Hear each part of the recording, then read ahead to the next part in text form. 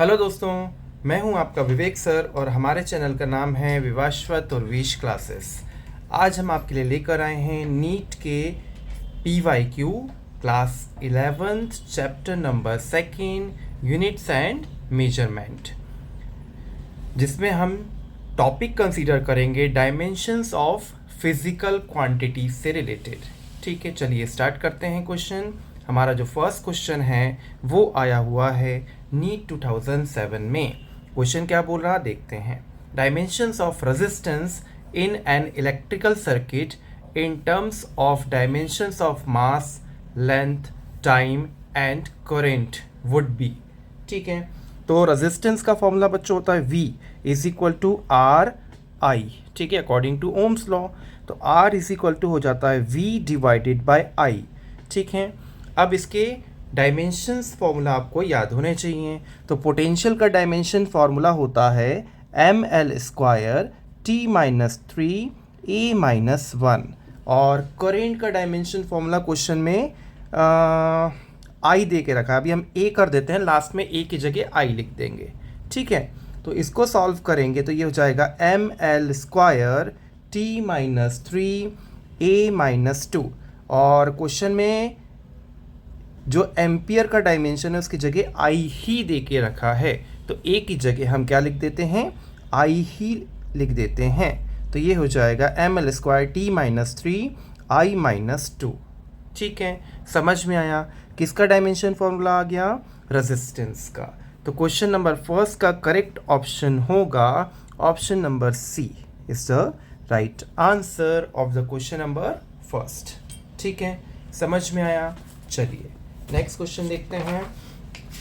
Next question है NEET 2010 का। Question क्या बोल रहा देखते हैं। The dimension of half epsilon nought E square where epsilon nought is permittivity of free space and E is the electric field. ठीक है, ये एक तरह से एनर्जी डेंसिटी का फॉर्मूला हुआ। एनर्जी डेंसिटी क्या होता है, energy density is equal to होता है एनर्जी पर यूनिट वॉल्यूम। यही होता है एनर्जी डेंसिटी का फॉर्मूला। ठीक है, ये जो फॉर्मूला है वो एनर्जी डेंसिटी का होता है, और एनर्जी डेंसिटी होता है energy per unit volume. Energy का डायमेंशन होता है बच्चा ml square T-2। Energy, work done सबके फॉर्मूले सेम होते हैं। वॉल्यूम का फॉर्मूला होता है L3। ठीक है, पावर से पावर हो गई कैंसिल, एक पावर ऊपर जाएगी तो पावर हो गई नेगेटिव, तो ये बचेगा ml पावर -1 T पावर -2। ठीक है, ml power -1 T power -2। Option number B is the right answer of the question number second. ठीक है, समझ में आया। चलिए नेक्स्ट क्वेश्चन देखते हैं। नेक्स्ट क्वेश्चन जो है वो आया हुआ है नीट 2000 में। ठीक है, क्वेश्चन क्या बोल रहा देखते हैं। Which of the following groups have quantities that do not have the same dimensions. ठीक है, कौन कौन सी क्वांटिटीज के डायमेंशंस सेम नहीं हैं। प्रेशर और स्ट्रेस दोनों सेम होते हैं। प्रेशर भी होता है भैया फोर्स अपॉन एरिया, और स्ट्रेस भी होता है फोर्स अपॉन एरिया। ठीक है, वेलोसिटी और स्पीड दोनों के फॉर्मूले डिस्टेंस अपॉन टाइम, इधर भी displacement upon time, dimension same रहेगी। फोर्स का डायमेंशन होता है mlt-2, और इम्पल्स का डायमेंशन होता है फोर्स इंटू टाइम mlt-1।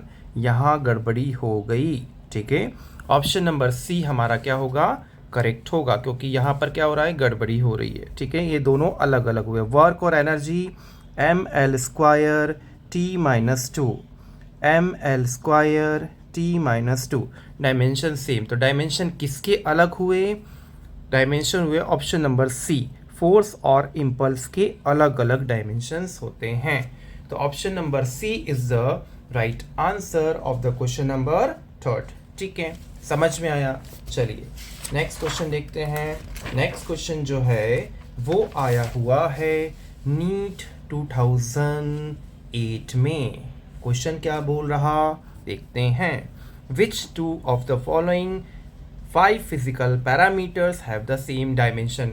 कौन से ऐसे 2 पैरामीटर्स हैं जिनके डायमेंशन सेम हैं? तो अलग अलग सबके डायमेंशंस निकाल लेते हैं। एनर्जी डेंसिटी, एनर्जी डेंसिटी मतलब energy mLT-2 divided by volume L3, dimension निकलेगा।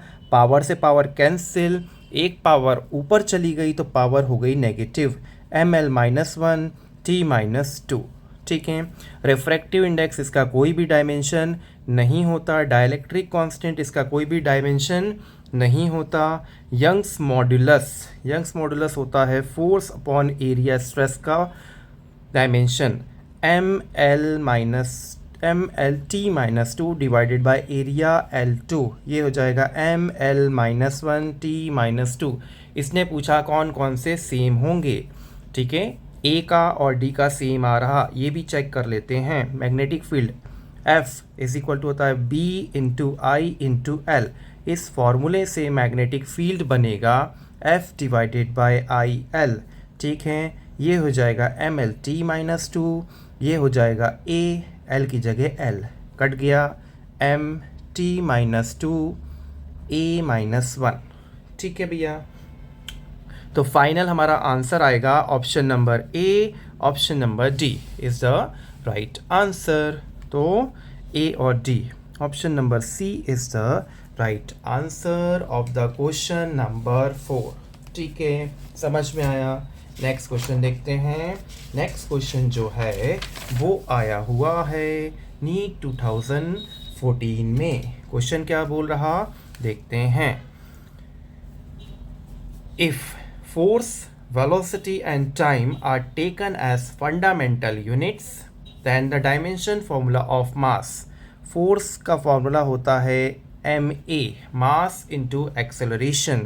f is equal to acceleration को हम लिख सकते हैं v by t।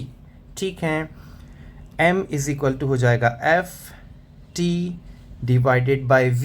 v नीचे है, ऊपर जाएगा तो हो जाएगा f v-1 t। समझ में आया? तो इस क्वेश्चन का करेक्ट आंसर होगा option number D is the right answer of the question number 5। समझ में आया?